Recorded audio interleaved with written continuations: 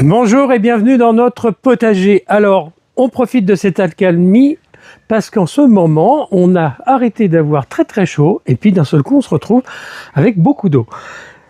Vraiment, cette année, c'est très particulier. Alors, qu'est-ce qu'on fait au mois de juin avec ce climat? Le mois de juin, c'est le mois de tous les possibles. Ce mois de juin 2026, il est très bien fait pour notre potager. Regardez, dès le 1er juin, c'était le dernier jour de lune descendante.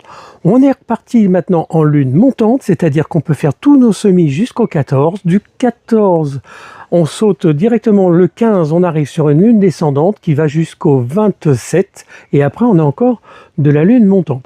On commence avec cette lune montante, donc en ce moment, on peut faire quoi? On relance des légumes fruits. On commence par 2 jours comme ça. Donc là, c'est la période idéale pour semer des haricots, pour refaire des courgettes. Les courgettes, c'est intéressant d'en refaire maintenant parce que d'ici 1 mois et demi, elles seront bonnes à planter, ce qui fait que vous aurez une récolte à peu près sur 3 mois. Donc vous allez avoir des courgettes fraîches jusqu'à la fin du mois de septembre et très certainement au mois d'octobre. C'est très intéressant de relancer des semis. Donc ce mois-ci, de mois de juin, nous permet effectivement de relancer tout ce qu'on a raté parce que au potager, on a des ratés. Donc vous allez avoir toutes les possibilités. Toutes ces possibilités, vous les retrouvez sur notre fil d'actualité, sur notre site internet. C'est très intéressant de relancer des semis. Pourquoi? Parce que ça nous permet d'avoir des légumes en permanence. Vous voyez les salades. Je vous montrerai les salades que j'ai plantées de l'autre côté. Elles sont magnifiques. C'est la première douzaine. Ici, il y en a la 2e douzaine. Et là, j'ai la 3e douzaine. Et donc, si vous voulez, elles poussent petit à petit. Ce qui fait, c'est que l'on a toujours de la salade à manger. Alors, on va se dépêcher parce que l'orage arrive.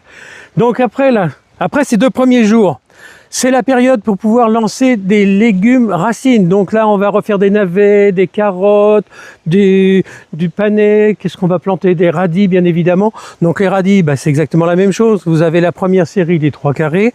Là-bas, j'ai un 2e carré. Et puis, je vais faire tourner. Donc j'alterne. Allez, on va vite se rentrer dans la serre parce qu'il est en train de pleuvoir. Vous avez compris. Ce mois de juin, c'est un mois où il y a une alternance. C'est un peu comme avec la pluie, le soleil. Donc là, vous avez une bonne période pour relancer tous vos semis. Après, vous allez faire des plantations. On peut encore planter des tomates d'ici quelques jours. C'est pas encore trop tard. Mais par contre, il faut que les plants soient déjà bien arrivés, bien poussés. N'oubliez pas les petits conseils pour planter les tomates. Un bon trou, de l'eau, quelques feuilles d'ortie, un bon paquet de terreau. Vous plantez et vous n'arrosez pas trop, vous verrez. Les tomates vont se porter très bien.